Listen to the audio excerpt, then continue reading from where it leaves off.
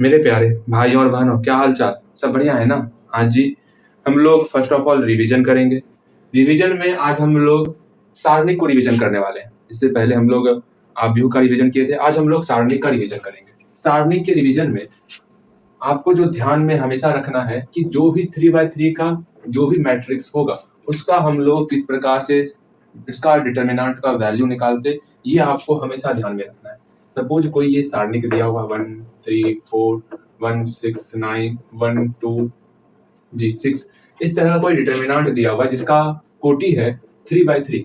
तो 3/3 का आपको डिटर्मिनेंट का वैल्यू हमेशा किस प्रकार निकाला जाता है, ये आपको ध्यान में रखना है। बिल्कुल सही।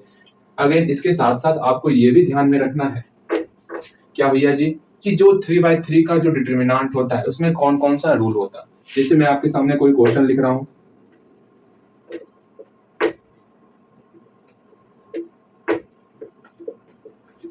ये प्यारा सा एक डिटर्मिनेंट आपको दिख रहा होगा। इसको सॉल्व करने का क्या तरीका है, इस डिटर्मिनेंट में हम कौन कौन सा रूल लगा सकते हैं, ये सब चीज हम लोग पढ़े हुए हैं। इसको हम लोग जल्दी से रिवीजन करने वाले हैं। हम लोग डिटर्मिनेंट में स्टार्ट किए। फर्स्ट ऑफ ऑल हम लोग ये देखिए, जो भी 1/1 मैट्रिक्स है, 1/1 2/2 मैट्रिक्स, इस सब का मैट्रिक्स का सॉल्यूशन किस प्रकार से करें उसको सीख लिए। जैसे इसके अंदर अगर 1 है तो इसका वैल्यू जो अंदर में है वही हो जाता है। 2/2 मैट्रिक्स में अगर 6 है, 1 है, 3 है, 4 है, इसका वैल्यू किस प्रकार निकाला जाए, तो सिंपल सा इस तरह मल्टीप्लाई करते हैं, 6 और 4 का मल्टीप्लाई। ध्यान में रखना, यहाँ पर आप गलती करते हो कि आप पहले 3 और 1 का मल्टीप्लाई कर देते, ये गलती बात।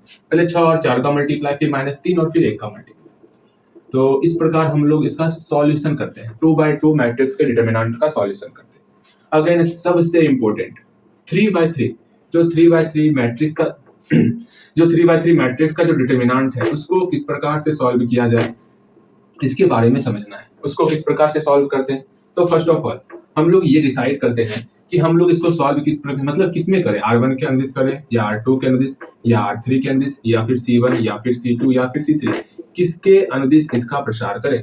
सपोज हम लोग जो है R1 के अनुदिश या C1 के अनुदिश प्रसार करने पर, अब C1 कौन है, अनुदिश प्रसार करने पर C1 हमारा ये है, इसके अनुदिश प्रसार करेंगे। तो फर्स्ट ऑफ ऑल पहले 1 है तो 1 लिख लेंगे, फिर क्या है 2 है तो 2 लिख लिए, फिर 3 है तो 3 लिख लिए, हल्का जगह छोड़ करके। फिर प्लस माइनस पर ध्यान देंगे, ऑलवेज यहाँ से प्लस से स्टार्ट करते हैं, plus minus plus, plus minus plus. क्यों करते हैं, किस लिए करते हैं, ये सब चीज हम लोग सीख चुके हैं। अगेन फिर एक डब्बा बनाते हैं 2/2 मैट्रिक्स लिखने के लिए। फिर यहाँ 1 है तो 1 के इधर और नीचे छिपा करके 5 1 6 6, 5 1 6 6। अगेन फिर 2 है, 2 के लिए आपका ये और ये गायब, 4 3 6 6, 4 3 6 6। 3 के लिए ऊपर और सामने वाला गायब, 4 3 5 1, 4 3 5 1। इसको बस सॉल्व करेंगे हम लोग और इसका वैल्यू आ जाएगा। इस प्रकार हम लोग 3/3 मैट्रिक्स के डिटर्मिनेंट का सॉल्यूशन करते थे। बिल्कुल सही।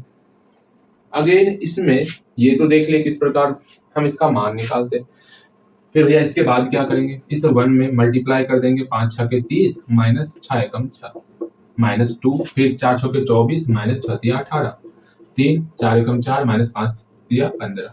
फिर इसको सॉल्व करेंगे, हम लोग का इसका वैल्यू आ जाएगा। लेकिन ये सारी बातें तो हो गई, हमको सबसे इंपॉर्टेंट इसका रूल क्या क्या होता है वो जानना, मतलब डिटर्मिनेंट का रूल क्या क्या होता है इसके बारे में समझना है। रूल कैसे कैसे, कि हम लोग जो है पहला रूल हम लोग पढ़े थे कि टोटल रो को अगर कॉलम में कन्वर्ट कर देंगे तो डिटर्मिनेंट के मान पर किसी भी प्रकार का कोई इफेक्ट नहीं पड़ेगा। तो पहला रूल क्या देखे थे डिटर्मिनेंट में, अगर सारे रो को हम लोग कॉलम में कन्वर्ट कर दें या फिर कॉलम को रो में कन्वर्ट कर दे तो डिटर्मिनेंट के मान पर कोई प्रभाव नहीं पड़ने वाला। जैसे ये आपके सामने बहुत प्यारा सा मैट्रिक्स रखा हुआ है, हम लोग क्या करेंगे, जितना इसका रो है इसको कॉलम में कन्वर्ट कर देंगे, मतलब 6 2 3 6 2 3 3 1 3 3 1 3, जो रो है उसको कॉलम में लिखा है 164 164। मतलब ये वैल्यू जो भी डिटर्मिनेंट का निकलेगा वो बराबर होगा इसके डिटर्मिनेंट के वैल्यू के, मतलब ये दोनों का डिटर्मिनेंट वैल्यू आपस में बराबर होगा। ये पहला रूल देखे। सेकंड रूल ये देखे कि अगर कोई भी दो रो या दो कॉलम आपस में बराबर हो जाए तो उसका वैल्यू 0 होता है। जैसे मान लो ये आपका मैट्रिक्स ये, तो इसका जब हम सॉल्यूशन करेंगे तो फर्स्ट ऑफ ऑल बहुत लंबा प्रोसेस होगा। R1 के अनुदिश प्रसार करने पर फिर वहां पर हम लोग R1 के हर एक टर्म को लेते हुए एक छोटा छोटा सारणिक बनाएंगे, फिर उसको सॉल्व करेंगे, तो ज्यादा लंबा प्रक्रिया होगा। यह हमको दिख रहा है कि यहाँ C1 और C3 आपस में बराबर है। जब C1 ये C1 और C3 आपस में बराबर है और हम लोग रूल पढ़े हुए C1 अगर C3 मतलब कोई भी दो रो या दो कॉलम आपस में बराबर हो तो डिटर्मिनेंट का वैल्यू 0 आता, तो इसका वैल्यू 0 आ जाएगा। मतलब दो रो या दो कॉलम, दो रो या फिर दो कॉलम, कोई भी दो रो या कोई दो कॉलम आपस में बराबर हो तो उस डिटर्मिनेंट का वैल्यू 0 आता है। इसको ध्यान में रखना। तीसरा चीज हम लोग देखें कि डिटर्मिनेंट को हम लोग अलग अलग कर सकते हैं। मान लो ये आपका है, ठीक, यहाँ पर x प्लस वाई है, a प्लस बी है, p प्लस क्यू है, तो इसको हम लोग अलग अलग कर सकते हैं। किस प्रकार अलग अलग करेंगे? फर्स्ट ऑफ ऑल दो डिटर्मिनेंट में तोड़ दिए, इसको ना अलग अलग करना है, इसके साथ किसी तरह कोई छेड़खानी नहीं करना। 3 3 4 2 1 6, 3 3 4 2 1 6, 3 3 4 2 1 6 लिख लिए। इसको अलग अलग कर देंगे, x a p y b q y b q। इस तरह दो अलग अलग के फॉर्म में कन्वर्ट हो गया। लेकिन यहाँ ऐड है तो यहाँ ऐड दिए, अगर यहाँ पर सब्ट्रैक्ट रहेगा तो यहाँ पर सब्ट्रैक्ट देंगे। ये रूल देखे, लेकिन इसमें ध्यान में रखना कोई एक रो या एक कॉलम ही अगर ऐड के रूप में रहेगा तो उसको अलग कर सकते हैं। ऐसा नहीं यहाँ पर भी अगर plus a plus b plus c हो गया तो इसको कर देंगे ऐसे, ऐसा नहीं होगा। कोई एक ही रो या एक कॉलम होना चाहिए। समझना है इस चीज को, ठीक भैया? ये तो समझ में आ गया। चौथा रूल देखे थे हम लोग, चौथा रूल क्या देखे थे हम लोग? चौथा रूल देखे कि हम लोग के सामने अगर इस तरह का क्वेश्चन आ जाए 1 1 1 वाला, भैया 1 1 1 वाला अगर क्वेश्चन आएगा तो हम लोग किस प्रकार से सॉल्व करेंगे? सबसे इंपॉर्टेंट इसमें से एक क्वेश्चन आपके एग्जाम में आएगा ही आएगा इस 1 1 वाले क्वेश्चन से, और इस पर हम लोग भर भर के क्वेश्चन बनाएंगे। जैसे यही क्वेश्चन हम लोग लेंगे, इसको किस प्रकार से सॉल्व किया जाए। वैसे इसमें बहुत सारा संक्रिया देखें कि R1 को किस प्रकार चेंज करेंगे, R2 को चेंज करेंगे, तो डिटर्मिनेंट के मान पर कोई इफेक्ट नहीं पड़ता। काफी कुछ सीखे हुए इसमें। सीधा हम लोग जो क्वेश्चन हमारे लिए सबसे ज्यादा महत्व रखता है उसको देखते हैं। अगर इस तरह क्वेश्चन आ जाए जहां पर 1 1 1 रहे तो उसको कैसे सॉल्व करना है? जैसे ही 1 1 1 दिख जाएगा तो एक काम करना है, हमको 2 1 को 0 बनाना है। ठीक, 2 1 को हम क्या करेंगे? 0 बनाएंगे। तो बनाते हैं, तो इसको और इसको 0 बना, तो ये 0 कैसे बनेगा? जब इसमें ये क्या है? R2 है, ये हमारा R2 है, ये हमारा R1 है, ये हमारा R3। जब इस R2 में अगर R1 को घटा दे तो हमारा क्या होगा? ये 0 बन जाएगा। बिल्कुल सही। अगर इस R3 में हम लोग क्या करें? इस R1 को घटा दे तो हमारा क्या होगा? ये 0 बन जाएगा। बिल्कुल सही भैया जी। मतलब हम लोग R2 को चेंज करेंगे और R3 को चेंज करेंगे। R1 को चेंज नहीं कर रहे तो R1 को हूबहू लिख लेंगे। तो भैया जी ये बात है? हाँ जी यही बात है। तो R1 को हूबहू लिखो 1xy लिख लिया R1 को। हाँ जी। अब चेंज करो, पहला क्या? R2 माइनस ये क्या? R2 minus R1। R2 में R1 को घटाना है। R2 को पहले लिखो 1x² लिख लिए।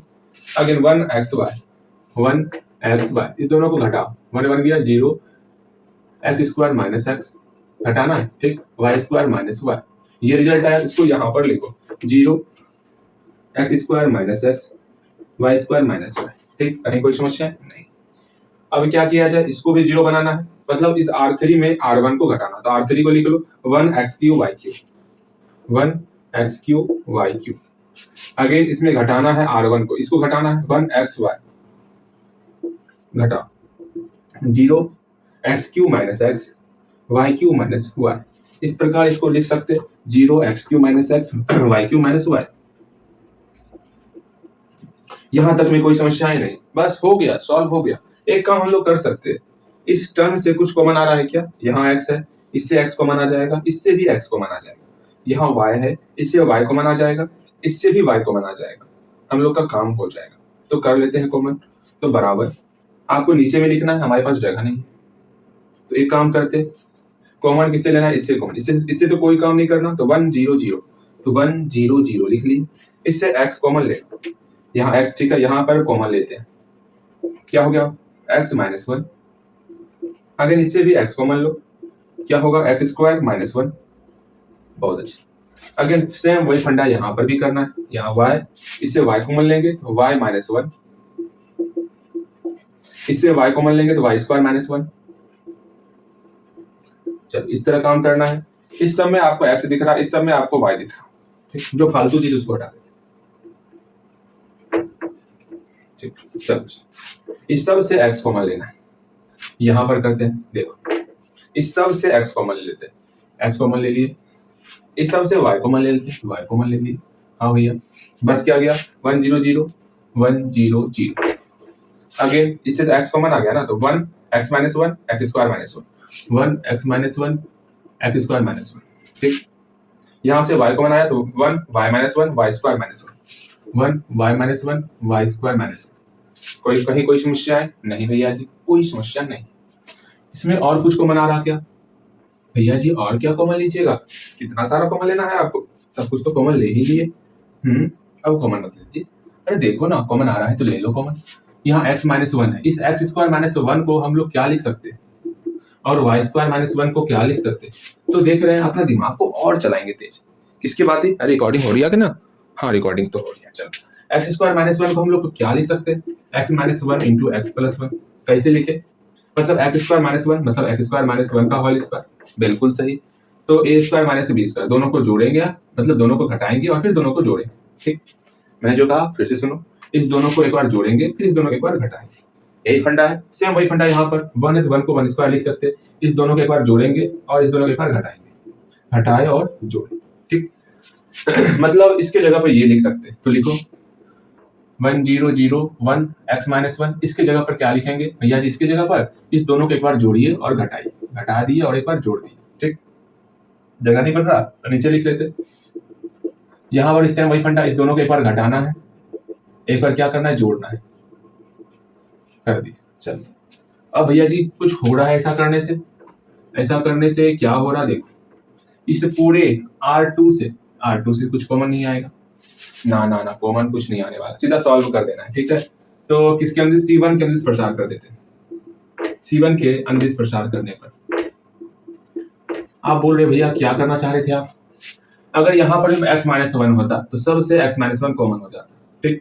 हम लोग गुणनखंड करना सीख गए ना, ऐसा आपको सवाल मिलेगा जहां पर कॉमन लेने वाला होगा, इसलिए क्यों ना अभी से हम और आप मिलकर आदत डाल लें उस चीज का। हाँ जी, तो C1 के अंदर प्रसार कर रहे हैं, प्रसार करने पर क्यों कर रहे हैं? क्योंकि C1 में 2 जीरो है बराबर एक्स वाई।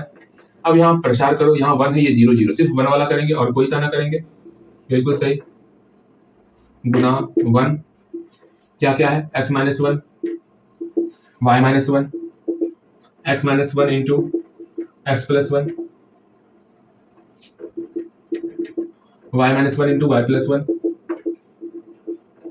अब देखो एक्स वाई, इस दोनों का नौकान की गुना, तो गुना करो दोनों को, x माइनस 1, दिमाग लगाओ बड़ा वाला, y minus 1 into y plus 1, ठीक है। फिर घटेगा, घट गया। अगर इस दोनों का multiply x minus 1 into x plus 1 into y minus 1। तो यहाँ आपको दिख रहा है, क्या दिख रहा है भैया जी? x minus 1 x minus 1, y minus 1 y minus 1, यहाँ y प्लस 1 है, यहाँ पर x प्लस 1 है। दोनों में कॉमन क्या आ रहा? दोनों में x माइनस 1 आ रहा, दोनों में y माइनस 1 आ रहा, और ये तो कॉमन नहीं आ रहा, इस दोनों को कॉमन ले लेते हैं। तो x y into x minus 1 into y minus 1, ठीक। आगे अंदर क्या बचा? अंदर बच गया y प्लस 1, यहाँ बच गया minus Y x plus 1।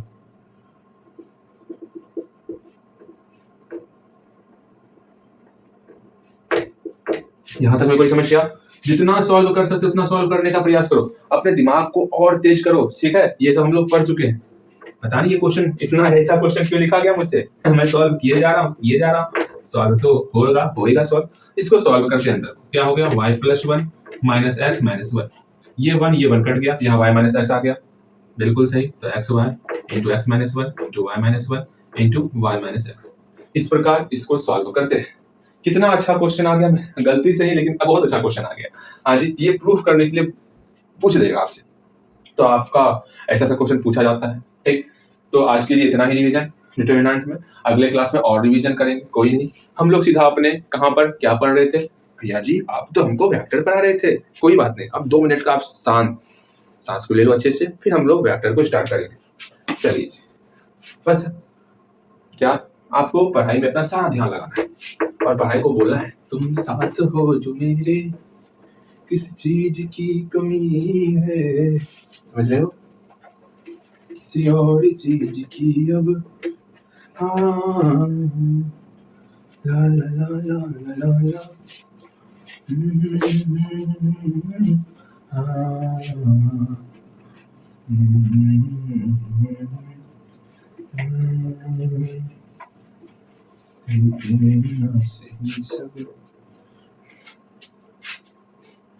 Vector में समझना, वेक्टर में हम लोग फर्स्ट ऑफ ऑल कल देखे स्थिति सदिश, फिर हम लोग क्या देखे इसके बाद मापांक किस प्रकार से निकालते हैं, फिर मात्रक सदिश किस प्रकार से निकालते हैं। ठीक, मात्रक सदिश किस प्रकार से निकालते हैं, अगर हमको एक एफ निकालना होगा तो वेक्टर ए में इसके मोड से डिवाइड कर देंगे, हम लोग का मात्रक सदिश निकल जाएगा। मात्रक सदिश निकालने के बाद हम लोग दिक् अनुपात और दिक् कोसाइन किस प्रकार निकालते, ये सब हम लोग देखे। हाँ भैया दिक् कोसाइन क्या होता, तो दिक् अनुपात कोई वेक्टर दिया हुआ 2i + 5j + 7k, तो इसमें जो भी ये टर्म होगा ये सब हमारा दिक् अनुपात है। तो दिक् अनुपात हमारा a बराबर b बराबर c बराबर क्या हो गया, a बराबर 2, b बराबर 5, c बराबर 7, इस प्रकार दिक् अनुपात निकालते।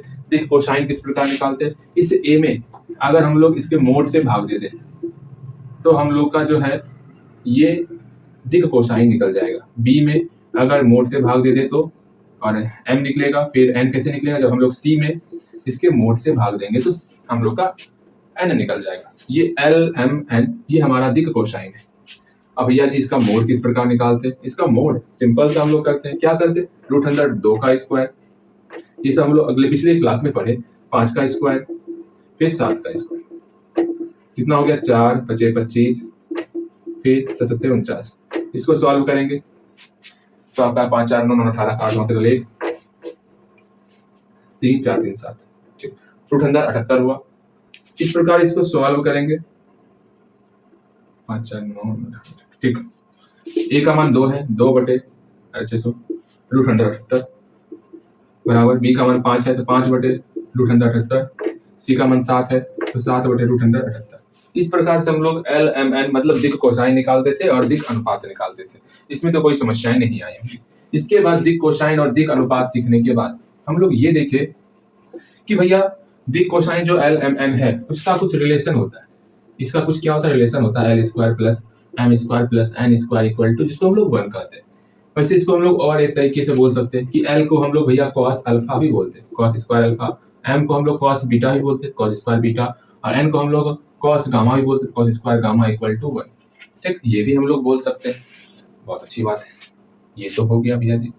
अगर ये सब करने के बाद हम लोग ये देखें कि कोई भी पॉइंट है, उस दो पॉइंट के बीच में किस प्रकार से हम लोग सदिश को निकाला करते हैं। ये ए पॉइंट ये बी पॉइंट है, तो ए बी वेक्टर किस प्रकार से निकलेगा इसके बारे में हम लोग कल गहनता से अध्ययन किए।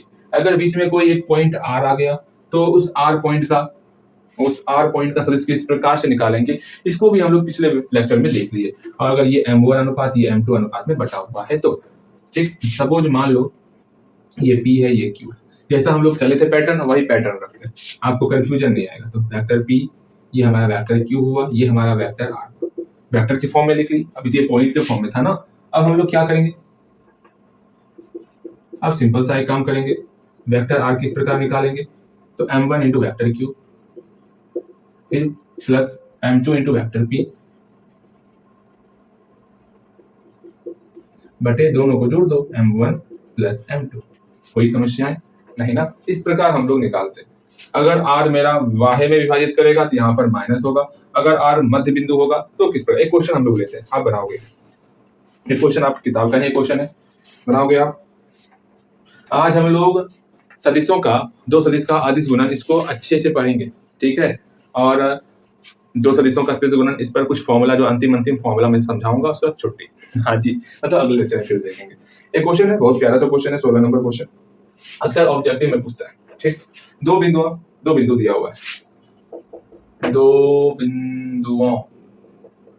बिंदु कौन कौन है, P दिया हुआ 2 3 4, P है 2 3 4 और Q पॉइंट है 4 1 - 2 और आपका Q पॉइंट है 4 1 - 2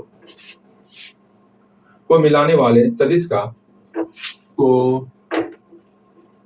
मिलाने वाले सदिश का मध्य बिंदु ज्ञात कीजिए।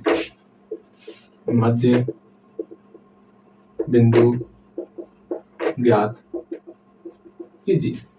ये सबसे आसान क्वेश्चन है, ये आपसे बनेगा। हमको मध्य बिंदु निकालना है, मतलब ये भी 1 होना चाहिए, ये भी 1 होना चाहिए।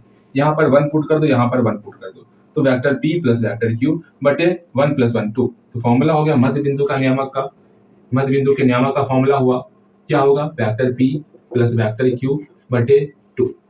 सिंपल सा, m1 का मान 1, m2 का मान 1 पुट कर देंगे, काम हो जाएगा। तो यहाँ पर दो बिंदु है, p है और q है। इसका नियामक दिया हुआ है 2, 3 और 4। अगर इसका नियामक है 4, 1 और -2, इसके बीच में कोई एक पॉइंट है r, हमको उसका नियामक ज्ञात करना है। जहां पर ये मध्य बिंदु है, मतलब m1 का मान 1, m2 का मान 1। ठीक, तो या यही मतलब आपका मन है तो इस फॉर्मूले से बनाओ, या तो मध्य बिंदु का फॉर्मूला होता है, मतलब m1 का मान 1 और m2 का मान 1 पुट करके जो रिजल्ट आया उसमें हम लोग सिंपल सा वो फॉर्मूला लगा देंगे। तो हम लोग लगा देते हैं, सदिश का मध्य बिंदु निकालना है, तो मध्य बिंदु अच्छे से लिखना है, मध्य बिंदु पर सदिश वेक्टर r बराबर क्या होगा, वेक्टर r बराबर हो जाएगा vector p plus vector q बटे 2। वेक्टर p क्या है, 2i plus 3j plus 4k, 2i plus 3j plus 4k।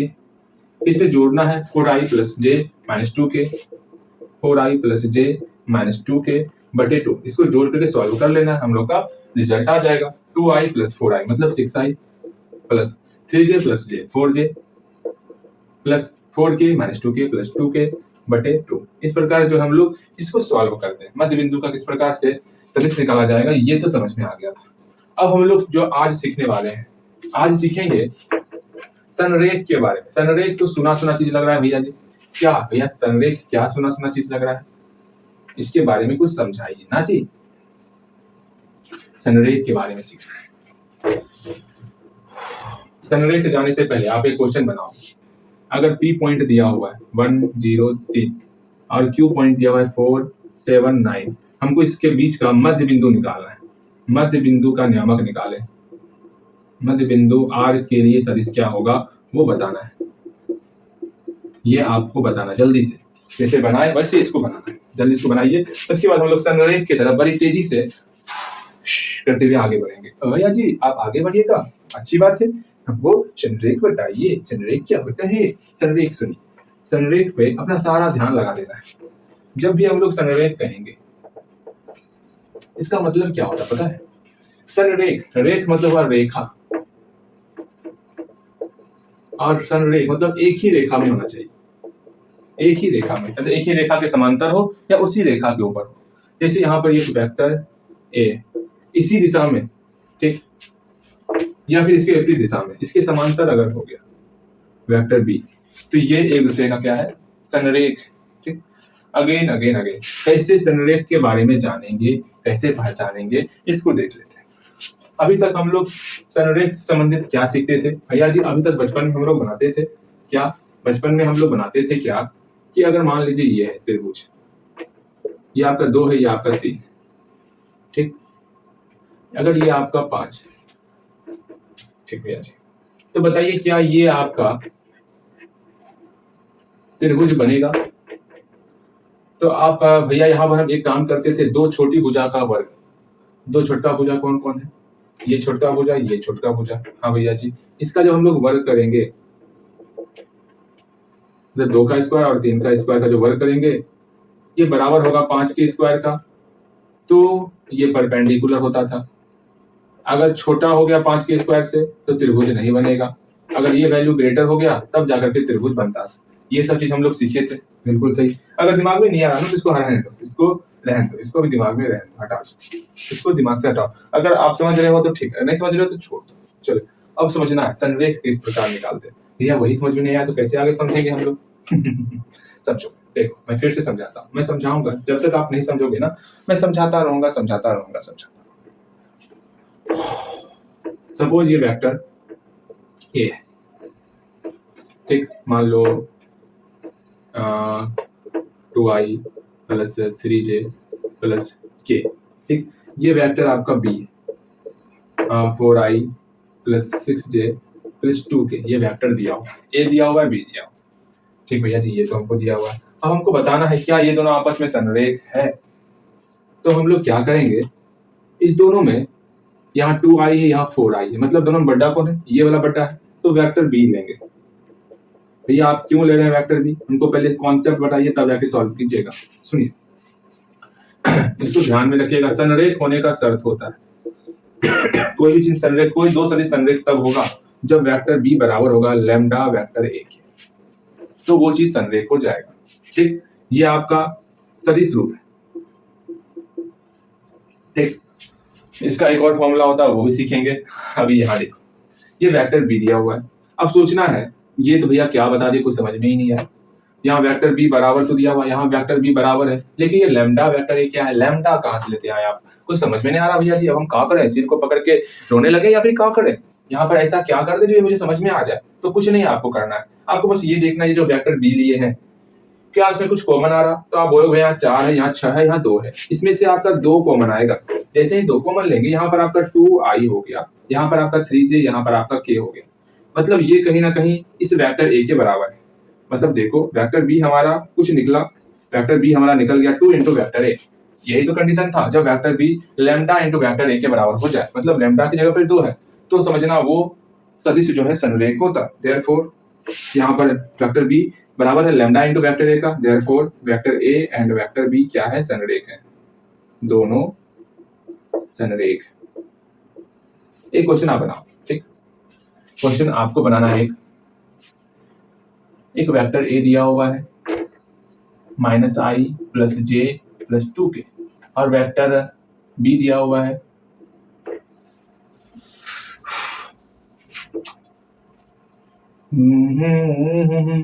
2i minus 2j minus 4k, 2 minus i plus j plus 2k। ठीक, वेक्टर ए और vector B दिया हुआ है, आपको बताना है ये संरेख है या नहीं है। आपको क्या फाइंड करना है, ये संरेख है या फिर नहीं है, संरेख आपको निकालना है। सेम इसी तरह बनेगा, आप इस तरह बनाओ इसको और बनेगा, और अच्छे से बनेगा। भैया ये तो पहला मेथड हुआ, एक और तरीका बताइए जो समझ में अच्छे से आए। सुनिए, अगर ये समझ में नहीं आएगा तो एक और तरीका है, सुनिए। वेक्टर ए हमको दिया हुआ है, मान लो कभी वेक्टर ए हमको दिया हुआ है किस फॉर्म में, 2i plus 3j plus k, 2 को कुछ मान लेते हैं a1 a2 a3, तो a1i क्वेश्चन लिख रहे हैं a2j प्लस a3k के फॉर्म में अगर क्वेश्चन दिया हुआ है वेक्टर ए, वेक्टर बी भी इसी तरह हमको दिया हुआ है। ठीक है, एक काम करते हैं, अच्छा जी कोई नहीं,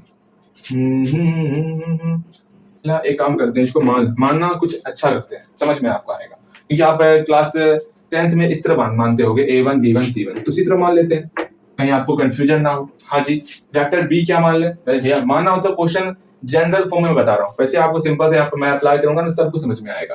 वेक्टर बी क्या मान लेते हैं, b1i प्लस ये क्या कर रहा हूँ a2i b2j प्लस c2k। अगर इस फॉर्म में रहेगा कोई भी दो वेक्टर हमको दिया हुआ, तो कब तो हम लोग क्या करें, जो जान जाए एक संरेख है कि नहीं है, तो हम लोग जो है इस दोनों का अनुपात निकालेंगे, a1 बटे a2, फिर b1 बटे b2, फिर c1 बटे c2। अगर दोनों आपस में, तीनों आपस में बराबर हुआ तो ये दोनों वेक्टर संरेख है। तो भैया बराबर कीजिएगा, तनिक बनाइएगा। तो करते हैं 2 बटे 4, 3 बटे 6 और 1 बटे 2, देखो बराबर होता है कि नहीं होता है। a1 बटे a2 निकालते हैं, तो 2 बटे 4 कितना निकला, 1 बटे 2 निकल गया। सॉल्व करके, सॉल्व तो करने आता ना। हाँ जी, अगेन b1 बटे b2, भैया जी ये क्या कह रहे हो आप, 3 बटे 6 आया, 3 बटे 6, 3 एकम 3, 3 दूनी 6, 1 बटे 2 आ गया। फिर c1 बटे c2 क्या आएगा, 1 बटे 2।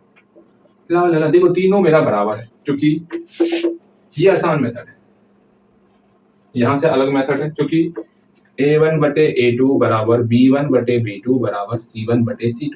Therefore vector a and vector b दोनों संरेख, दोनों संरेख। हमको पकड़ने में नहीं बनता ये मार्कर जी। चलो यहाँ से यहाँ तक आपका अलग मेथड है, ये आपका अलग मेथड, दोनों मेथड से इसको बनाओगे और देखना कौन सा आपके लिए आसान है, उसी से आपको बनाना है। ठीक, इस पर आपका ऑब्जेक्टिव पूछा जाता है। चलो जी, ये बातें समझ में आई। एक और रूल था त्रिभुज वाला रूल, उसको भी साइड रखते हैं। चलो अगेन अब हम लोग सिंपल सा प्रक्षेप देखेंगे। उसको प्रक्षेप को देखने के बाद हम लोग चल जाएंगे कहाँ, दो सदिशों का अदिश गुणन। हाँ जी, चलो जी, इसको हटा दें भैया, इसको हटाइए, इसको जल्दी से हटाइए। हम लोग इसको बना लिए भैया जी। अब आगे बताइए, हमको प्रक्षेप जल्दी से अभी सीखना ही सीखना है, तो प्रक्षेप सब सीखेंगे, बहुत अच्छी से सीखेंगे तो भैया जी, आप अच्छे से सिखाएंगे। हाँ हाँ हाँ, बिल्कुल सही सही सही। अब प्रक्षेप सीख ही लेते हैं। जब प्रक्षेप की बात आई है तो प्रक्षेप को अच्छे से अपने आंखों में उतार ही देते हैं। ठीक है, प्रक्षेप होता क्या है? कुछ टॉर्च मारने वाला है क्या? अच्छा, टॉर्च मारने वाला तो देखेगा, समझो समझना। हाँ देखो, आप एक काम, मैं एक प्रैक्टिकल आपको करने के लिए दे रहा हूँ।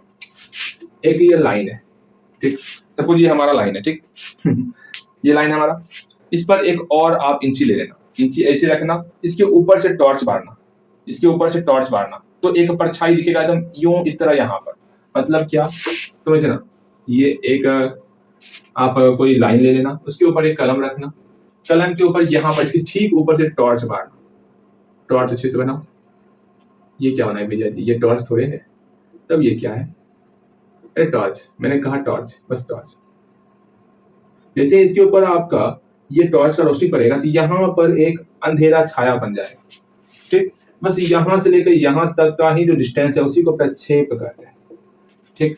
प्रक्षेप निकाला कैसे जाता बोले, अगर ये वेक्टर ए है, वेक्टर बी, तो वेक्टर ए का वेक्टर बी पर प्रक्षेप बन रहा है, छाया पड़ रहा है। वेक्टर ए का वेक्टर बी पर प्रक्षेप बन रहा है, यहाँ पर इसका छाया बन रहा है। तो वेक्टर ए का वेक्टर बी पर प्रक्षेप किस प्रकार निकालेंगे? तो हमेशा दोनों का डॉट प्रोडक्ट, दोनों का डॉट प्रोडक्ट, और जिस पर प्रक्षेप पड़ रहा है उसका हम लोग क्या निकालते भैया जी, उसका हम लोग मोड निकालते। भैया हमको डॉट प्रोडक्ट नहीं आता है, पहले डॉट प्रोडक्ट सिखाइए, तब हमको इस प्रक्षेप की दुनिया में आप लेकर के आइएगा।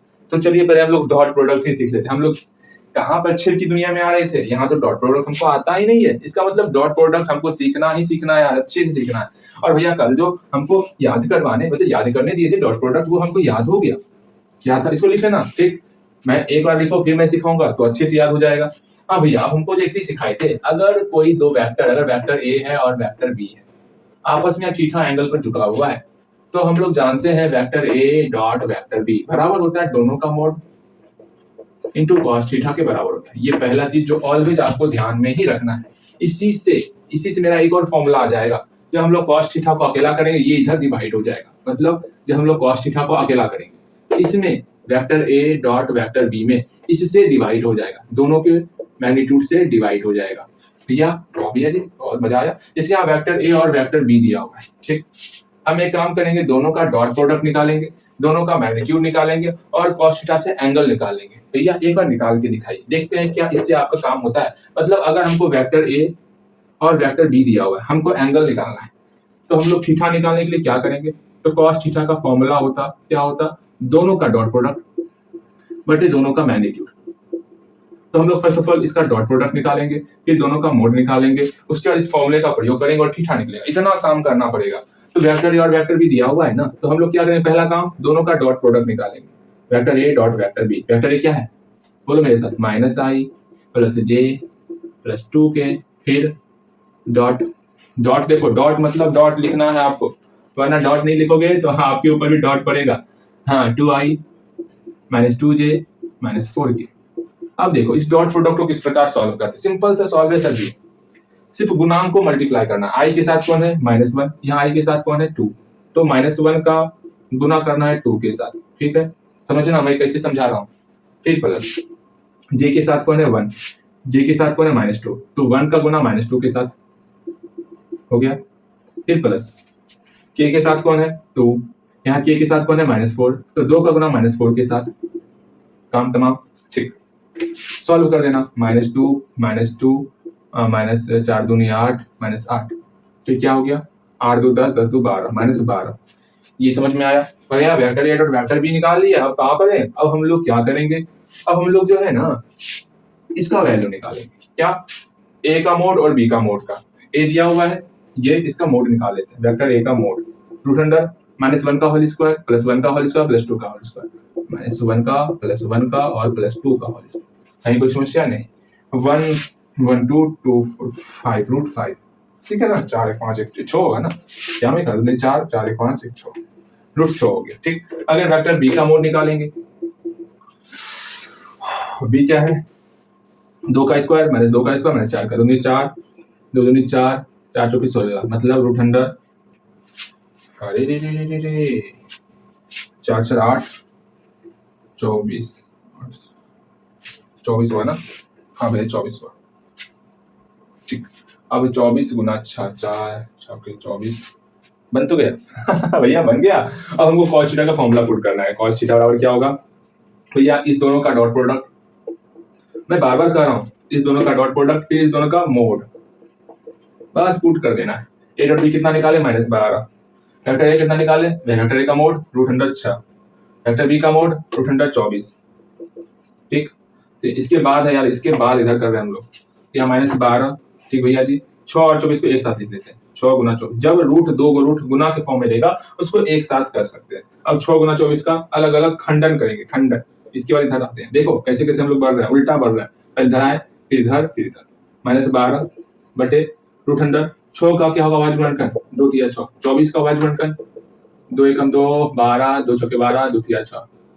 ठीक है, तो इसको लिखते हैं 2 गुना 3 2 गुना 2 गुना 2 गुना 3, इसके बदले में 1, इसके बदले में 1, 3 के बदले में 1, तो कितना हो गया -12 2 गुना अच्छे से लिखो 2 गुना 3। ठीक, -12 दूनी 4 4 3 12 1 आ गया, -1 निकल गया, मतलब थीटा का मान कितना निकल जाएगा थीटा का मान निकल गया पाई मतलब क्या भैया, थीटा पाई बोल रहे हैं, यहाँ से इधर आ गया ये पाई, संरेख ही ना हुआ तो ये संरेख है। इस तरह में हम लोग संरेख बता सकते हैं, ये एक और रूल हो गया। हम लोग इस पे 3 रूल देख लिए भैया जी, मजा नहीं आ रहा। पहले तो डॉट प्रोडक्ट निकालने का तरीका ही हम लोग सीखे थे कि उसके बाद आप बता दिए मोड निकालने का, ये तो हम जानते ही थे। डॉट प्रोडक्ट निकालने का तरीका क्या था, सबके गुणांक से मल्टीप्लाई, आई का गुणांक -1, आई का गुणांक इधर 2 है तो -1 गुना 2 हो गया, यहाँ पर 1 गुना -2 हुआ, यहाँ पर 2 गुना -4 हुआ। इसको सीखे ही थे कि आप एक और फॉर्मूला लेते आए कि cos थीटा निकालते हैं, इस दोनों का डॉट प्रोडक्ट फिर बटे करना इस दोनों के मोड से। ठीक, तो वही काम किया, दोनों का डॉट प्रोडक्ट और बटे किए दोनों के मोड से। डॉट प्रोडक्ट -12 निकला और वेक्टर ए का मोड √6, वेक्टर बी का मापांक √24, दोनों को सॉल्व किए 6 गुना 24, यहाँ भाज्य गुणनखंड किए तो यहाँ पर आपका 12 निकला, 12 -12 बटे 12 सॉल्व किए -1 निकला। अब भैया cos थीटा अगर -1 है, थीटा कितना होगा, चूंकि यहाँ पर लिखो चूंकि cos थीटा बराबर -1 और -1 बराबर होता है cos पाई का, तो इसलिए थीटा बराबर पाई, मतलब क्या है, ये संरेख है, ऐसे भी बना सकते हो। चलो, ये हुआ एंगल निकालने का तरीका अगर वेक्टर ए और वेक्टर बी दिया हुआ है तो।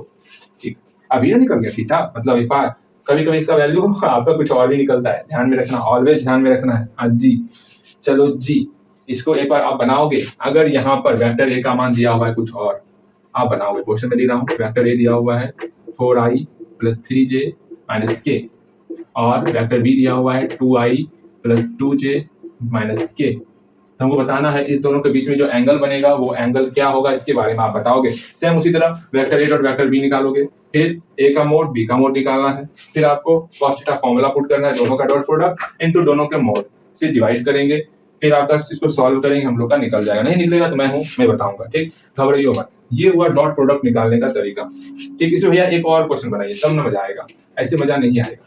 जल्दी से पहले इसको बनाओ, फिर मैं आगे की बातें करूंगा। अगर मान लो नहीं बना कोई बात नहीं, उसको वहीं पे छोड़ के आगे बढ़ेंगे, बना करके जहां तक बनेगा वहां तक बना के फिर आगे बढ़ना है। फिर जैसे जैसे क्लास में बढ़ेगा तो आपको समझ में आएगा, ऐसा नहीं कि आपको समझ में नहीं आएगा, ऐसा ना होने वाला है। ठीक है, आपको समझ में आएगा ही आएगा। यहाँ पहली बात, ये फॉर्मूला ही नहीं दिमाग में घुसता है कि vector A dot vector B बराबर होता है दोनों का mod into cos theta. cos theta अकेला किए तो वेक्टर ए और वेक्टर बी का डॉट प्रोडक्ट इसमें डिवाइड कर देना, इससे इस दोनों के मोड से डिवाइड कर देना। बहुत प्यारा सा क्वेश्चन है, एक क्वेश्चन बैंक से ही क्वेश्चन लेते हैं, तब ना मजा आएगा। हाँ भैया जी, इंटरेस्ट बहुत ही मजा, ये सब हटाओ ना, ये सब रख के क्या करोगे, ये सब फालतू चीज, क्या है फालतू चीज, फालतू, इसको हटाया जाए, चल हट जा। तुम साथ हो जो मेरे, किसी चीज की कमी है, हाँ किसी और चीज की। अब एक क्वेश्चन है 2016-2020 में पूछा गया, सबसे हल्का क्वेश्चन, सबसे सुनहरा क्वेश्चन, इतना हल्का इतना प्यारा क्वेश्चन है ना, मत पूछो। ये क्वेश्चन बस देखने मात्र से बन जाएगा। फिर भी मैं दिखाता। वेक्टर ए दिया हुआ है 3i plus 2j plus k. Vector A दिया हुआ है 3i plus 2j plus k and vector B दिया हुआ है 4i minus 5j plus 3k। 4i minus 5j plus 3k। Vector A और वेक्टर बी दिया हुआ है, तो vector A dot vector B निकालना है। तो vector A dot vector B, इसके बारे में बताना है क्या होगा। तो सॉल्व कर लेते हैं इसको, vector A dot vector B क्या होगा। तो सिंपल सा मैंने तरीका बताया vector A dot vector B निकालने का। तो ये जी का तरीका बताया वेक्टर ए और वेक्टर बी, मतलब वेक्टर ए और वेक्टर बी का डॉट प्रोडक्ट निकालने का तरीका है आई का गुणांक और इस आई का गुणांक को मल्टीप्लाई करो, तो 3 गुना 4 हो गया, फिर प्लस, फिर 2 और 5 को मल्टीप्लाई, 2 गुना माइनस 5, यहाँ माइनस 5 है ना, हाँ भैया, फिर प्लस, फिर दोनों का मल्टीप्लाई 1 गुना 3, 1 गुना 3 हो गया, 4 तिया 12 प्लस 5 दूनी 10, तो माइनस 10 प्लस 3 कितना हो गया, 12 3 15 माइनस 10, मतलब यहाँ 5 निकल गया। इस तरह हम लोग डॉट प्रोडक्ट निकालते हैं। वाह भैया मजा ही आ गया, देखो कितना प्यारा सा क्वेश्चन, बस देखने मात्र से बन गया ना। अब क्या चाहिए, इससे हल्का क्वेश्चन अब नहीं हो सकता आपके एग्जाम में। हाँ जी, ये सबसे हल्का क्वेश्चन था। और कोई क्वेश्चन है? एक और एक बहुत प्यारा सा क्वेश्चन है, इसको मैं बताऊंगा। ये अच्छा क्वेश्चन है, ये अच्छा क्वेश्चन है, उतना भी अच्छा क्वेश्चन नहीं है जितना क्वेश्चन आप समझ रहे हो। इस एक काम करोगे, आप बनाओगे तो आपको बनाना, ये बन गया आपसे, मैं क्वेश्चन चेंज कर रहा हूँ, आपको बनाना है क्या। देखो, अगर वेक्टर दिया हुआ 2i माइनस j प्लस के और 9i प्लस वेक्टर के, बनाओ तो देखते हैं। थोड़ा सा मैंने चेंज कर दिया, आपको vector A dot vector B निकालना है। ये बनाओ तो जल्दी से बनाओ, इसके बाद आपको आगे बढ़ना है। इसका वैल्यू क्या होगा, जल्दी जल्दी बनाना है आपको, जल्दी जल्दी बनाना है। उसके बाद हम लोग आगे बढ़ेंगे एक बहुत बहुत बहुत बेहतरीन क्वेश्चन के साथ। जल्दी से इसको बनाइए। बन गया होगा आपका? हाँ भैया ये तो बन गया, ये तो हलवा क्वेश्चन था। हाँ हलवा बन गया होगा, बनाते चलना है, बनाते ही चलना है। चलिए, एक क्वेश्चन है, बहुत बहुत बहुत अच्छा क्वेश्चन, देखोगे तो मजा आ जाएगा। ठीक, हाँ 2013 2019, अच्छा जी, बहुत अच्छी बात है। वेक्टर ए दिया हुआ है, क्या दिया हुआ है जी, I plus J plus 2k, I plus J plus 2k दिया हुआ है। हाँ जी, again again again. Vector B भी दिया हुआ है, क्या दिया हुआ है, 3i प्लस 2j माइनस के, 3i प्लस 2j माइनस के। वेक्टर ए और वेक्टर बी दे दिया गया है, तो बताना है। ऐसा नहीं vector A dot vector B बताना है, ये नहीं बताना है भैया। तो बताना क्या है, ये बताना होता तो मैं तो पहले से तैयार था। यहाँ बताना है vector A plus 3 vector A plus 3 vector B into dot, again again again, आ गया क्वेश्चन, मेरी आंखों से ओझल हो गया, again again two vector A minus vector B. ये बहुत प्यारा सा क्वेश्चन है। तो यहाँ पर डॉट तो है, लेकिन इसका वैल्यू निकालना पड़ेगा, फिर इसका वैल्यू निकालेंगे, तब दोनों का डॉट प्रोडक्ट करेंगे। हाँ भैया, ये तो हमको फाइंड करना है, इसका वैल्यू बताना है कितना होगा। तो सॉल्यूशन करते, तो फर्स्ट ऑफ ऑल इसका वैल्यू निकालना मेरा काम है। Vector A plus 3 vector B, इसका निकालो वैल्यू, फिर इसका 2 vector A minus vector B, इसका वैल्यू निकालो, फिर दोनों के डॉट प्रोडक्ट को निकालेंगे। वो तो हलवा चीज है, पहले इसका वैल्यू तो निकालें। क्या है, vector A plus 3 vector B. Vector A कितना है, पुट करो, आई जे और 2k, आई जे 2k, यहाँ प्लस तो प्लस 3, वेक्टर बी कितना है, 3 2 माइनस 1, 3 2 माइनस 1। हाँ जी, अब इसमें मल्टीप्लाई करो, जोड़ो, मजा आएगा। हम लोग जाने थे जोड़, आधी सा गुना, इसका मल्टीप्लाई इसके साथ, 3 9 आई 6 जे माइनस 3 क्या, आधी गुना पता है ना कैसे गुना करते हैं इसका, बिल्कुल सही। चलिए, अब यहाँ पर आई को आई के साथ जोड़ो, आई प्लस 9 आई 10 आई, जे प्लस 6 जे 7 जे, 2k minus 3k minus k, हो गया था। बस यही तो करना है, और करना ही क्या है। आगे फिर से इसका वैल्यू निकाल लेना है, क्या है, 2 vector A minus vector B. तो आराम से पुट करो, और करना क्या है, 2 वेक्टर ए का मान क्या है, आई 1 1 2 1 1 2, और क्या है, माइनस का माइनस है, वेक्टर बी कितना है, 3 2 माइनस 1, 3 2 माइनस 1। अब इसको सॉल्व करना है, 2 से multiply 2i plus 2j plus 4 minus इसका मल्टीप्लाई करो, minus 3i minus 2j plus k, हो गया। सॉल्व कर लेना है, तो क्या हुआ, 2i minus 3i minus i, 2j minus 2j, ये कट के 0, 4 और क्या है प्लस k, ये 4 है, यहाँ पे 4 कहाँ से आ गया, यहाँ i plus j plus 2k है, दो दूनी 4k हो जाएगा, 4k प्लस के 5k हो गया, देखो घबराओ मत गलती करोगे भैया के सामने भैया कच्चा बजाएंगे, समझ रहे हो। आज भैया बहुत डर लगता है आपसे, हमको डरना ही चाहिए। अगेन आगे देखते हैं, आगे क्या कहा था।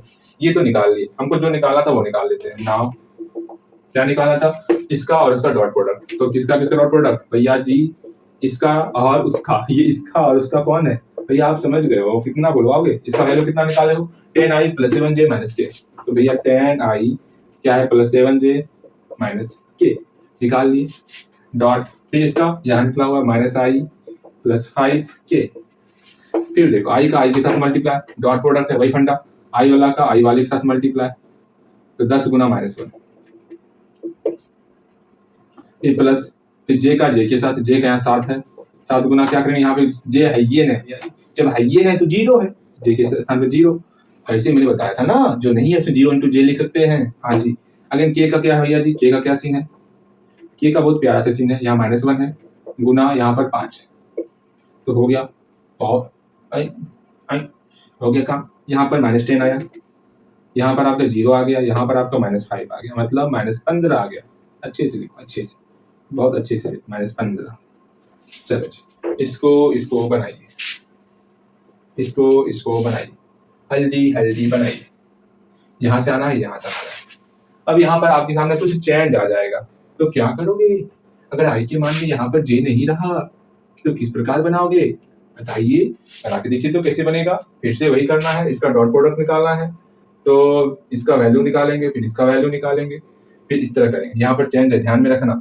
इसको बनाओ, इसको क्या, जब इस क्वेश्चन को बनाना है आपको, अरे मैंने मिटा दिया, कोई बात नहीं, वो तो पता है ना किसका सामान निकालना है। हाँ भैया, यहाँ बताए, इस दोनों का डॉट प्रोडक्ट का मान निकालो, जल्दी से दबा के भरना है। यहाँ पर अरे ये क्या हो रहा है जी, चलिए जी, वेक्टर ए दिया हुआ, वेक्टर बी दिया हुआ है, तो आपको बताना है vector A + 3 vector B dot 2 vector A - vector B. चलिए जी, इसको बताइए, इसको बनाइए, मजा आएगा। अगेन ये सारी बातें हो गई, हम लोग ध्यान में रख लिए भैया vector A dot vector B और cos थीटा। अगर इसके बाद समझाइए क्या ध्यान में रखना है, इसके बाद का समझना है। हाँ जी, इसके बाद का समझना है। अब यहाँ से आपको समझना है, अगर कि दूसरा चीज आपको समझना है कि वेक्टर ए और वेक्टर बी दोनों का डॉट प्रोडक्ट करते हैं, इसको उल्टा कर देने पर वेक्टर बी और वेक्टर ए का डॉट प्रोडक्ट सेम रहता है, कहीं कोई समस्याएं नहीं है। ठीक है, दो वेक्टर का डॉट प्रोडक्ट करो, इसको उल्टा दो, दोनों के मान में कोई परिवर्तन नहीं होगा, लेकिन क्रॉस में हो जाता है, उसको छोड़ो, भी पहले इसको देखते हैं। ठीक, तीसरा चीज जो आपको ध्यान में रखना, अगर एंगल 0 डिग्री दिया होगा, भैया जी ये क्या, अभी 0 डिग्री हटाइए, अभी 90 डिग्री बताइए। अगर एंगल 90 डिग्री दिया होगा, मतलब दो वेक्टर है, वेक्टर ए और वेक्टर बी, ये दोनों आपस में 90 डिग्री पर झुका हो, तो क्या हो सकता है, इसका एंगल का फॉर्मूला होता है cos थीटा बराबर होता है इस दोनों का डॉट प्रोडक्ट फिर इसका मैग्नीट्यूड। हाँ भैया जी ये तो हो गया। अगर थीटा कितना है 0 डिग्री 90 डिग्री, अगर cos 90 डिग्री, अच्छे से लिखो, cos 90 डिग्री बराबर क्या होगा, सेम फंडा,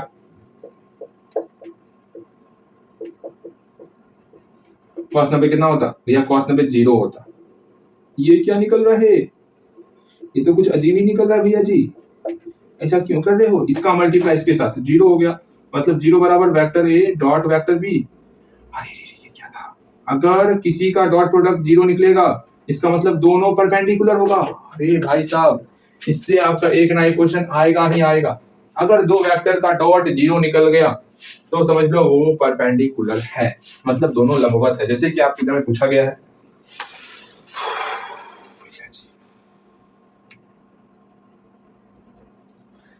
ये क्वेश्चन पूछा गया 2019 से पूछा गया ये question, vector A dot vector B बराबर ऑप्शन में दे दिया गया vector B dot vector A, इसमें आपको टिक लगा देना है। तो इसको ध्यान में रखना, उसको उल्टा करने पर कोई फर्क नहीं पड़ता। ठीक है, और भी क्वेश्चन होगा देखना। चलिए जी, 2016 में पूछा गया है कि वेक्टर ए और वेक्टर बी, वेक्टर ए और वेक्टर बी अगर परस्पर लंबवत है तो ऑप्शन दिया हुआ है तो क्या होगा, तो ये कंडीशन होगा, दोनों का डॉट प्रोडक्ट क्या होगा, 0 हो जाएगा। अगर दोनों लंबवत है तो दोनों का डॉट प्रोडक्ट हमेशा 0 होगा। ठीक है, समझ रहे हो। चलो जी, इस बात को फिर से मैं 4 से 5 बार बोलता हूँ, दिमाग पहले बैठाओ। अगर वेक्टर ए और वेक्टर बी है, दोनों परपेंडिकुलर है, तो उसका कंडीशन क्या होगा, इस दोनों का डॉट प्रोडक्ट 0 होगा, दोनों का डॉट प्रोडक्ट 0 होगा। कैसे निकला, समझ में आया। एंगल 90 डिग्री था, cos 90 जीरो घटा होता, ये आपका इधर आके जीरो हो गया, तो vector A dot vector B आपका जीरो निकल गया। बातें समझ में आई? कुछ क्वेश्चन बन जाए ना, बहुत ही मजा आएगा। कुछ बढ़िया सा क्वेश्चन, बहुत प्यारा सा क्वेश्चन। ये क्वेश्चन काफी पूछता है ना, मन करता है क्या,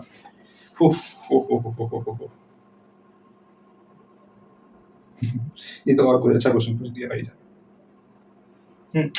2018 क्वेश्चन है ना, इसलिए इतना अच्छा क्वेश्चन पूछा गया है। बहुत अच्छा क्वेश्चन, बहुत बहुत बहुत अच्छा क्वेश्चन पूछा गया है। देख के मन खुश हो जाएगा आपका। रियली भैया जी, मेरा मन खुश होने वाला है। हाँ जी, वो क्वेश्चन क्या है बताइए भैया जी। वो क्वेश्चन बहुत ही प्यारा सा क्वेश्चन, दुलारा सा क्वेश्चन है, क्यों ना वो बता दिया जाए। बता दो या छोड़ दूं? क्वेश्चन कहाँ गया रे, मेरी आंखों से ओझल हो गया क्या? अभी तुम देखे थे यहाँ जी। यदि एक्स आई माइनस 3j प्लस 5 के, क्वेश्चन है यदि एक्स आई माइनस 3j, क्या था, एक्स आई माइनस 3j प्लस 5 के एवं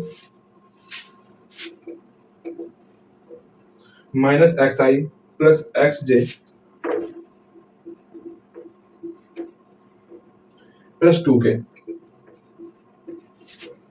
परस्पर लंब हो तो x बराबर क्या होगा?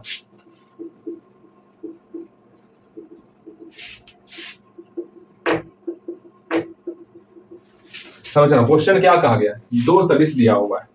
जब कोई भी दो सदिश हो, एक ये सदिश एक ये सदिश, अगर परस्पर लंबवत है, ये इस पर क्या है, लंबवत है, अच्छे से लंबवत बना, ऐसे लंबवत दिया हुआ है इस पर, ये सदिश इस पर लंबवत है, तो x का वैल्यू क्या होगा? तो पहली बात, जब दोनों लंबवत होगा तो दोनों का डॉट प्रोडक्ट जीरो होगा। तो सॉल्यूशन, इस सदिश का और इस सदिश का डॉट प्रोडक्ट, ये सदिश क्या है, एक्स आई माइनस 3j प्लस 5 के, ये सदिश लिख दिए, और इस सदिश का माइनस एक्स आई प्लस एक्स जे प्लस 2 के, दोनों का डॉट प्रोडक्ट हमारा जीरो होगा।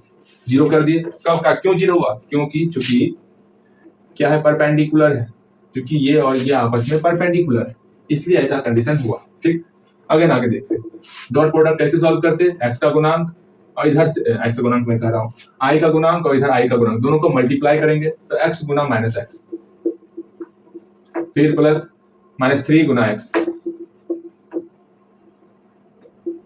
अगेन फिर प्लस 5 गुना 2, फिर इक्वल टू 0।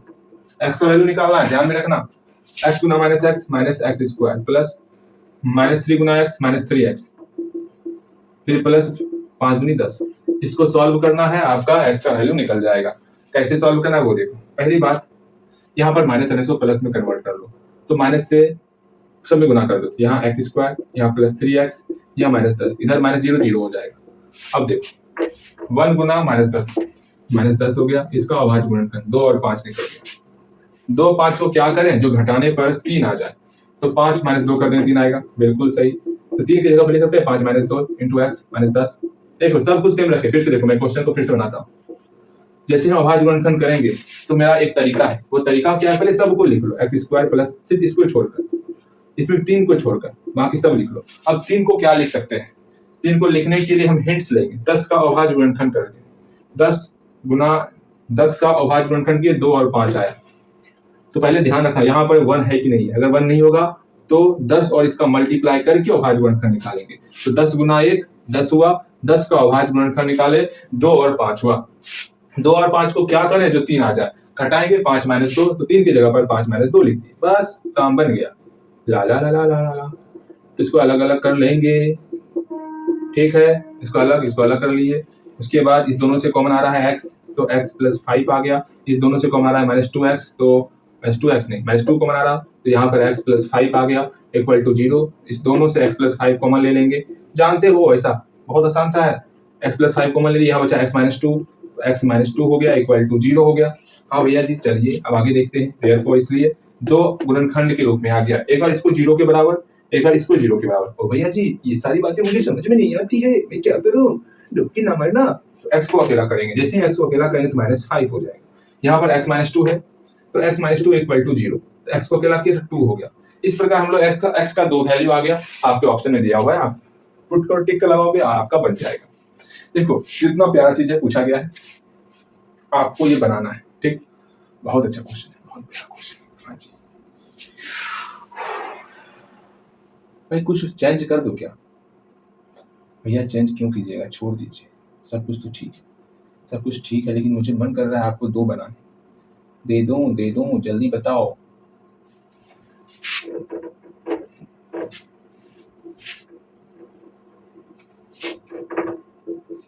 हुआ कि नहीं हुआ? हाँ जी, एक बार हम सॉल्व कर लेते हैं, अपना अपना इधर सॉल्व कर लेते हैं। आप इसको बनाओगे? इसको बना तब तक मैं यहाँ सॉल्व करता हूँ। क्या मैंने सही क्वेश्चन लिखा है कि नहीं लिखा है? ठीक।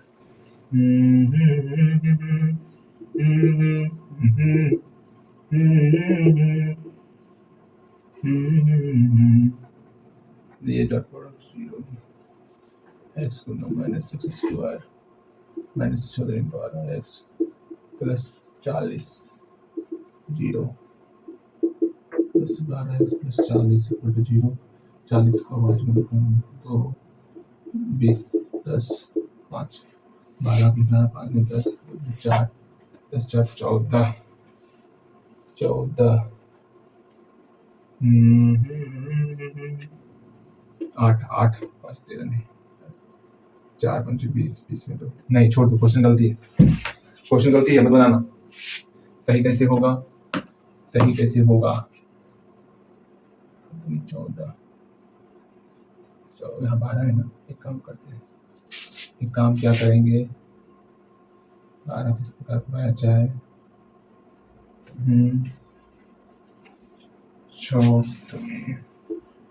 12 यहाँ 36 6 अब हो जाएगा। अब बनाओ तो बनेगा आपसे, अब बनेगा। 36 36 यहाँ 36। रुक जाओ भैया जी, रुक जाइए। यह क्वेश्चन अपने मन से मत दीजिए आप, गलती हो जाएगा, बहुत दिक्कत होगा। 36 12 हाँ ठीक, बनाओ। ये क्वेश्चन बिल्कुल चाहिए, इसको बनाना है आपको। x का वैल्यू निकालना है ऊपर वाले क्वेश्चन का, जल्दी से बनाओ। अगर ये दिया हुआ है तो परस्पर लंबवत है, ये हटा, ये मैं नहीं दिखाऊंगा, ठीक। हाँ जी, ये परस्पर लंबवत है तो आपको x का वैल्यू निकालना है। जल्दी इसको बना के दिखाओ। सेम इसी तरह बनेगा, तनिक भी चेंज ना होगा। इसको बनाइए आप, जल्दी से इसको बनाइए सर जी, जल्दी बनाइए, समझ रहे हो? और दिमाग लगाना है, जितना मैथ क्या है, जितना आप मेहनत करोगे उतना मैथ और निकलेगा, समझ रहे हो? और क्या चल रहा है? सब कुछ ठीक ठाक है ना? अरे भैया बॉस में हो गया, कोई बात नहीं, समय हुआ तो क्या हुआ, कोई बात नहीं है सर जी। एक चीज और बता दूं, फिर उसके बाद हम लोग सीधे आज का क्लास यहीं पर विराम करेंगे। अगले क्लास में जो है हम लोग क्रॉस प्रोडक्ट की तरफ बढ़ेंगे, ठीक है। और उसमें हम लोग थोड़ा सा वो भी सीख लेंगे, क्या प्रक्षेप वाला भी सीख लेंगे। अभी तो सीखे ही, उसको याद भी कर लोगे, जितना आप फॉर्मूला याद करने वाला। मैं अभी फॉर्मूला लिख देता हूँ। अगर मान लो ये 0 डिग्री रहता, मतलब यहाँ तक तो ठीक रहता, मतलब समझना, ये वेक्टर ए और वेक्टर बी, इसी में वेक्टर बी आ गया। अरे 0 डिग्री में तो क्या करेंगे, तो समझो, तो cos थीटा होता है भैया, फॉर्मूला होता है दोनों का डॉट प्रोडक्ट इनटू दोनों का मोड, ठीक है। अब क्या किया जाए, cos थीटा का मान कितना है 0 डिग्री, तो vector A dot vector B बराबर इस दोनों का डॉट प्रोडक्ट, मतलब इसका मोड हो गया। अब cos 0 1 होता, यहाँ पर vector A dot vector B, इसका मल्टीप्लाई। अच्छा रुको, ये तो समझ में आ रहा, cos 0 1 हो गया, इसका 1 का मल्टीप्लाई इसके साथ, 9 का 9 की मल्टीप्लाई कर दिया, vector A dot vector B बराबर हो गया इसका मल्टीप्लाई इसके साथ। इसका मतलब ये टर्म आ गया। यहां से हम लोग क्या कर सकते हैं? अच्छा जी, एक काम करो, समझना, जब भी सवाल नहीं बनेगा ना, इसी फॉर्मूले का प्रयोग होगा जो मैं बताने वाला हूँ, ठीक। सुनो ध्यानपूर्वक, अगर बी की जगह ए ही रहती, vector A dot vector A, क्या होगा, इसका मोड और इसका मोड, वेक्टर ए का मोड इंटू वेक्टर ए का मोड। मतलब अगर वेक्टर ए के मोड का होल स्क्वायर, वेक्टर ए का मोड वेक्टर ए का मोड मल्टीप्लाई करेंगे तो वेक्टर ए के मोड का होल स्क्वायर। सबसे इंपॉर्टेंट फॉर्मूला, इस पे वैसा वैसा क्वेश्चन बनेगा जो क्वेश्चन आपके एग्जाम में पूछा भी जाता है और नहीं बनेगा वहां पर। मतलब जब भी अगर मोड के फॉर्म में रहेगा, इसको हम लोग लिख सकते हैं डॉट के फॉर्म में। अच्छा, मैं वहां वैसे भी समझाऊंगा आपको, ठीक। चलो, ये फॉर्मूले को ध्यान में रखना, इसको ध्यान में रखना जब परपेंडिकुलर होगा, फिर बाकी ये फॉर्मूला ध्यान में रखना है आपको। फिर एक और मैं फॉर्मूला बता रहा हूँ, उसको भी ध्यान में रखोगे। आज के लिए वेक्टर ए का वेक्टर बी पर प्रक्षेप, इसको अच्छे से मैं लिख देता हूँ। तीसरा चौथा नंबर फॉर्मूला ये है, अच्छे से ध्यान में रखना है। वेक्टर ए का वेक्टर बी पर प्रक्षेप, क्या होता है फॉर्मूला, दोनों का dot product, vector A dot vector B, फिर किस पर प्रक्षेप पड़ रहा है, वेक्टर बी पर पड़ रहा है, वेक्टर बी का मोड, ये हो गया। लेकिन पांचवा जो आपको ध्यान में रखना, आज का सबसे बेहतरीन, सबसे ताकतवर फॉर्मूला, क्या जब दोनों का क्रॉस प्रोडक्ट होगा तो क्या होगा। सेम इसी तरह वेक्टर ए का मोड वेक्टर बी का मोड, अगेन यहाँ पर साइन थीटा और एन केप आएगा। ये एन केप क्या है इसके बारे में अगले क्लास में देखेंगे। ये आप याद करो तब जाकर क्लास में एंटर करना, ठीक। ये पहले याद करके ही आना। हाँ भैया जी करके आएंगे। चलो आज के लिए इतना ही। आप पहले इस क्वेश्चन को बनाओ और मुझे बताओ भैया कैसे बनेगा, फिर हम लोग अगले क्लास में अच्छे से बेहतर ढंग से भरपूर क्वेश्चन बनाएंगे, ठीक। चलो आज के लिए इतना ही रखा जाएगा।